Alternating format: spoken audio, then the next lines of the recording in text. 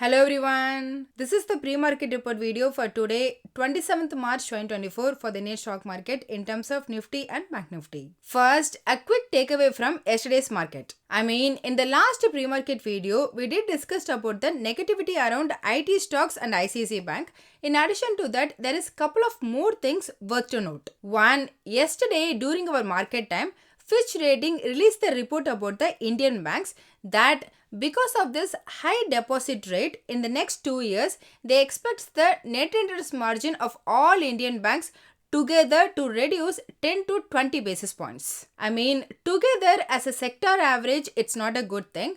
But in the same report, they also mentioned that Indian banks got a lot of opportunities to improve the operation efficiency, and also higher credit growth rate might possibly compensate the net interest margin compression in some banks. So next time in the banking stock quarterly or annual results, we need to look for higher credit growth and its possible impact on the net profit. Second, apparently yesterday only I came across this information that this Thursday is going to be all NSE index including Nifty Rejig, tomorrow. Here, as per Nuvama report, if required please pause and have a look.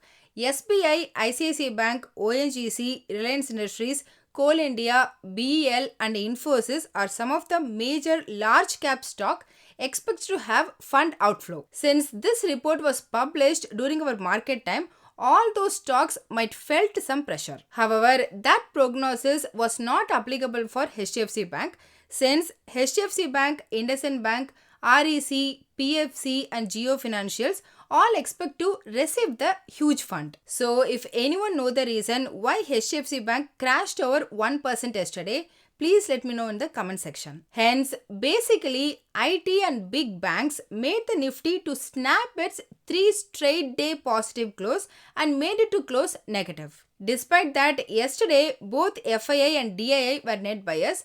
FII net bought for very marginal, just 10 crore rupees, whereas DII net bought for mega 5,025 crore rupees. Here, one more thing to notice. Yesterday, both FII and DII trade volume was higher compared to average trade volume. So, those were the quick takeaway from Indian market yesterday. Now, coming to US, the conference board's consumer confidence data came as just 104.7, lowest value since November 2023 and way lower against the expectation 106.9. This bad macroeconomic data made the Fed monitoring tool to increase the chance for June month interest rate cut to over 70% from around just 59% last week. Which means from stock market perspective, it's very positive. So for most part of the day, all three US major index traded on the positive side. But I think in the last half hour, due to the short trading week panic and the possible high PC inflation data release on coming Friday, created the profit booking. In the end, all three major index closed negative. Dow Jones down very marginal as the major draggers were semiconductor stocks. So S&P 500 decreased 0.28% and Nasdaq down 0.42%. In case of VIX, it's roughly same around 13. And the same for oil price, it haven't changed much. At the time of this video, WTI crude trading around $81.3 per barrel and Brent crude trading at $85.3 per barrel. Regarding Indian ADR, finally Infosys turned positive and all other three ICICI Bank, Wipro and HDFC Bank ADR all indicating the flat. Again, same for GIFT Nifty. But there is some weird thing going on in it. Tomorrow it's a monthly expiry for GIFT Nifty. Usually at this time of the month, there should not be any premium at all. But yesterday at the closing time with the Indian spot market, it got the premium of 90 points. Indirectly, it's indicating the very positive momentum. Anyway, early morning today at 3 am Indian Standard Time, it closed at 22,081. If we consider 90 points premium, then it's flat to negative opening. If we consider no premium, then it's indicating the gap up opening of 80 points. So in the next video, again we can compare it. Those were the things happened yesterday. Now let's move to the new India related specific stock information. First of all, in the aftermarket hour, S&P Global made the warning that RBI's regulatory scrutiny will improve banks' governance. but on the contrary, it will also increase the bank's operating capital cost and will also affect the loan growth. I mean, yesterday during our market time, Fitch Rating issued the warning against banks. Now S&P Global also issued the warning. Here I'm not recommending, and I can be wrong as well.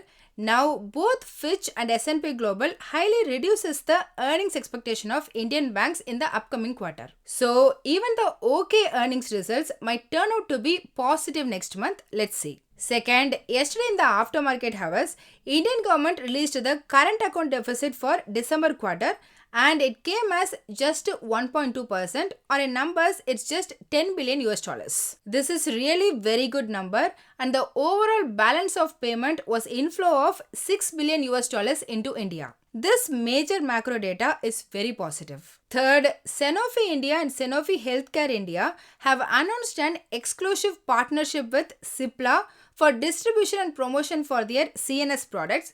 So we can expect Cipla stock will be on focus. Finally, Adani Power got the OK signal from Competition Commission of India for acquiring 100% share capital and control of Lanco Amarkantak Power Company. So we can expect the Adani Power also will be on focus. As a summary, US market closed negative, but compared to yesterday, today the global momentum improved.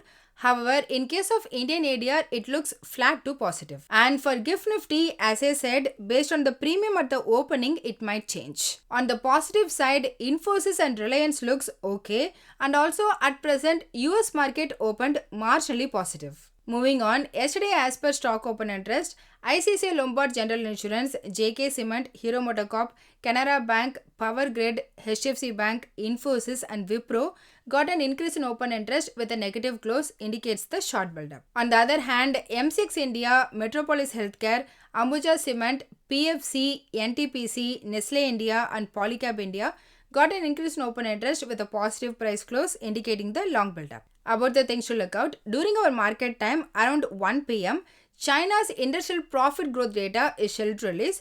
Possibly that might influence some sectors like metal. And in the aftermarket as well, not much. Europe's business climate index and US crude oil inventories data are some of the items we need to keep an eye out today. Coming to technical, yesterday due to the opening banking stock sell-off, Nifty opened below 22,000, around 21,950. However, within 5-10 minutes, it recovered and remained around 22,000 mark and closed at the same level. Thus, overall, Nifty traded within the previous day's range and formed a bullish candlestick pattern with an upper shadow, which resembles an inside body candle on the daily chart, indicating indecisiveness among buyers and sellers. So, breaking out of the previous candle on either side will define the momentum. On the downside, it's 21,930. On the upside, it's 22,180 mark. However, the overall momentum slightly leaned towards positive for the short term as Nifty closed above all the critical moving average. Then, in case of Bank Nifty, it's similar to Nifty, consolidated within a narrow range around the key daily moving average, but bit more volatile. Thus, on the daily chart, Bank Nifty formed a small bullish candlestick pattern with long upper shadow. Here, this long upper shadow indicating selling pressure at higher level, even though the closing was higher than the opening level. The immediate support zone is around 46,500 to 46,450. A breach below might accelerate the downside momentum towards the 46,000 level. And on the other side, immediate resistance is at 47,000 and a decisive close above this level could trigger significant short covering rallies towards the 48,000 mark. Regarding monthly options data, the maximum call option open interest was at 22,500 strike, followed by 23,000 and 22,100, with meaningful new call option writing at 22,500 strike and then 22,100 and 22,200. Whereas on the put side, the maximum open interest was at 22,000 strike, followed by 21,000 and 22,100, with new put option writing at 21,700 strike and then 21,900 and 21,500. Thus, from the options data, 21,900 is expected to be a key support with a hurdle around 22,200 mark. So that's all in this video. Hope you all got some useful information. Please consider subscribing the channel and liking the video so it will help me beat the YouTube algorithm and also motivate me to do more. Please don't make any investment decision based on this as I'm not a SEBI registered advisor. I'm doing this for me and viewers educational purpose only. Thanks for watching.